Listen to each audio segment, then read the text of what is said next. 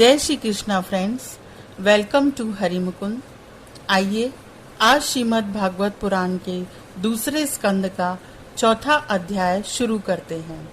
इसमें बताया है राजा का सृष्टि विषयक प्रश्न और सुखदेव जी का कथा आरंभ। तो सूत जी कहते हैं, सुखदेव जी के वचन भगवत तत्व का निश्चय कराने वाले थे। उत्तरानंदन राजा परीक्षित ने उन्हें सुनकर अपनी शुद्ध बुद्धि भगवान श्री कृष्ण के चरणों में अनन्य भाव से समर्पित कर दी। शरीर, पत्नी, पुत्र, महल, पशु, धन, भाई बंधु और निष्कंटक राज्य में नित्य के अभ्यास के कारण उनकी दृढ़ ममता हो गई थी। एक क्षण में ही उन्होंने उस ममता का त्याग कर दिया। शौनकादि ऋषियों, महामनस्वी परीक्षित ने अपनी मृत्यु का निश्चय समय जान लिया था, इसलिए उन्होंने धर्म, अर्थ और काम से संबंध रखने वाले जितने भी कर्म थे उनका संन्यास कर दिया। इसके बाद भगवान श्री कृष्ण में सुदृढ़ आत्म भाव को प्राप्त होकर बड़ी श्रद्धा से भगवान श्री कृष्ण की महिमा सुनने के लिए उन्होंने श्री सुखदेव जी से यही प्रश्न किया जिसे आप लोग मुझसे पूछ रहे हैं। परीक्षित ने पूछा, भगवत स्वरूप मुनिवर, आप परम पवित्र और सर्वज्ञ हैं। आपने जो कुछ कहा है वह सत्य एवं उचित है। आप ज्यों-ज्यों भगवान की कथा कहते जा रहे हैं, त्यों-त्यों मेरे अज्ञान का पर्दा फटता जा रहा है।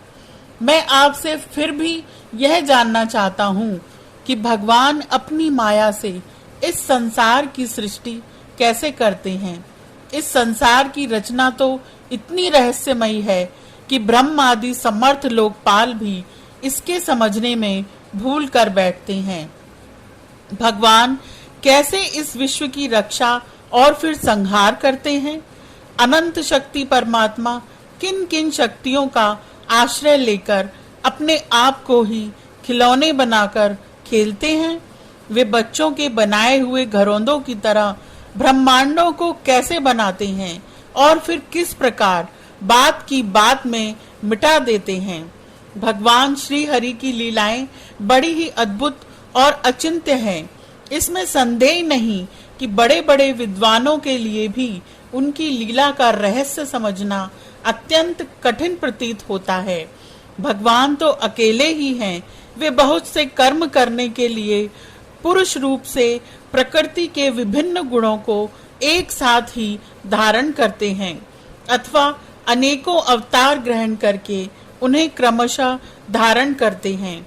मुनिवर, आप वेद और ब्रह्म तत्व दोनों के पूर्ण मर्मज्ञ हैं, इसलिए मेरे इस संदेह का निवारण कीजिए।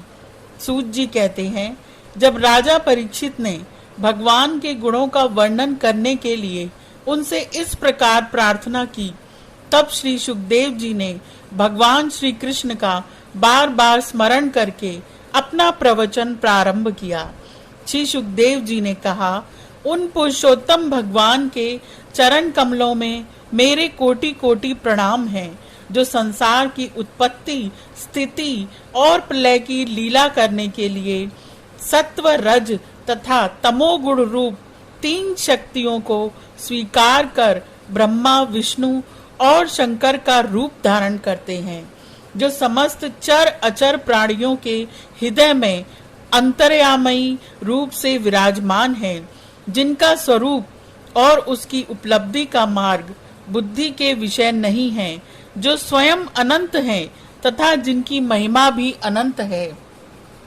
हम पुनः बार बार उनके चरणों में नमस्कार करते हैं, जो सत्पुरुषों का दुख मिटाकर उन्हें अपने प्रेम का दान करते हैं, दुष्टों की सांसारिक बढ़ती रोककर उन्हें मुक्ति देते हैं तथा जो लोग परमहंस आश्रम में स्थित हैं उन्हें उनकी भी अभीष्ट वस्तु का दान करते हैं।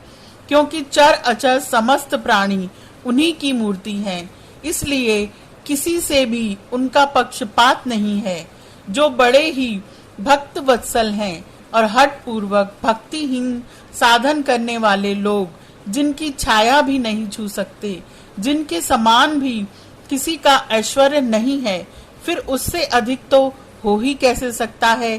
तथा ऐसे ऐश्वर्य से युक्त होकर जो निरंतर ब्रह्म स्वरूप अपने धाम में विहार करते रहते हैं, उन भगवान श्री कृष्ण को मैं बार बार नमस्कार करता हूँ, जिनका कीर्तन, स्मरण, दर्शन, वंदन, श्रवण और पूजन जीवों के पापों को तत्काल नष्ट कर देता है। उन पुण्य कीर्ति भगवान श्री कृष्ण को मैं बार बार नमस्कार करता हूँ। विवेकी पुरुष जिनके चरण कमलों की शरण लेकर अपने हृदय से इस लोक और परलोक की आसक्ति निकाल डालते हैं और बिना किसी परिश्रम के ही ब्रह्म पदों को प्राप्त कर लेते हैं, उन मंगलमय कीर्ति वाले भगवान श्री कृष्ण को अनेक बार नमस्कार है।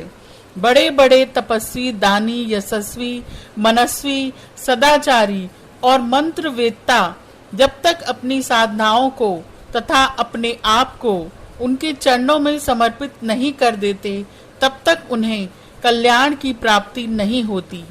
जिनके प्रति आत्मसमर्पण की ऐसी महिमा है, उन कल्याणमयी कीर्ति वाले भगवान को बार बार नमस्कार है।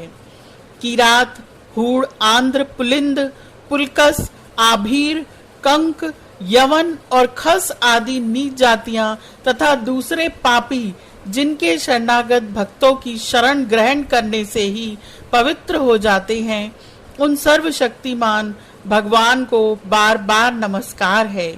वे ही भगवान ज्ञानियों के आत्मा हैं, भक्तों के स्वामी हैं, कर्म कांडियों के लिए वेद मूर्ति हैं, धार्मिकों के लिए धर्म मूर्ति हैं और तपस्वियों के लिए तप स्वरूप हैं।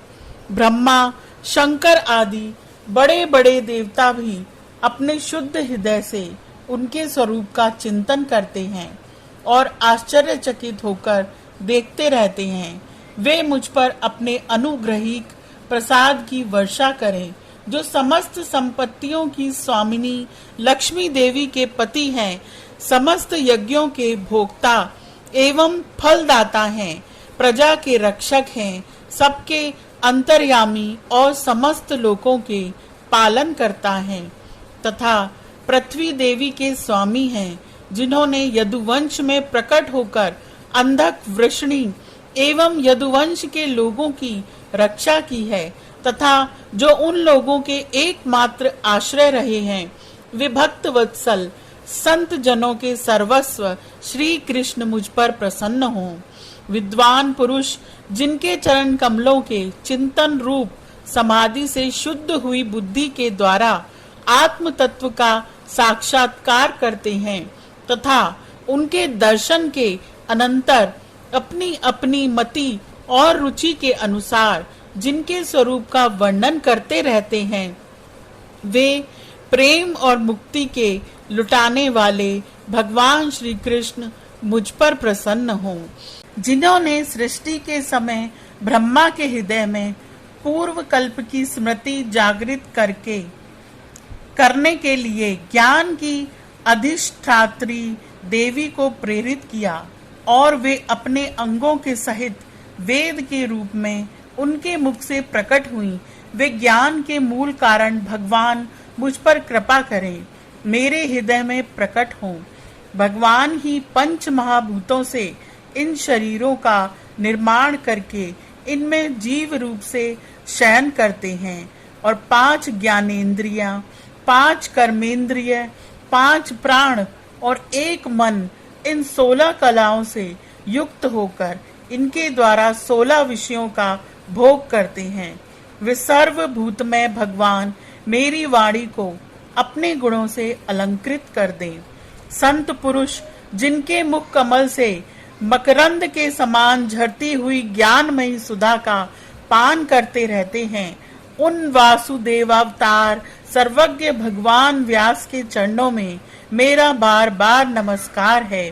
परीक्षित, वेद गर्भ स्वयंभू ब्रह्मा ने नारद के प्रश्न करने पर यही बात कही थी, जिसका स्वयं भगवान नारायण ने उन्हें उपदेश किया था। ये अध्याय यहीं समाप्त होता है। आज के लिए इतना ही। Please like, share and subscribe my channel. Thank you.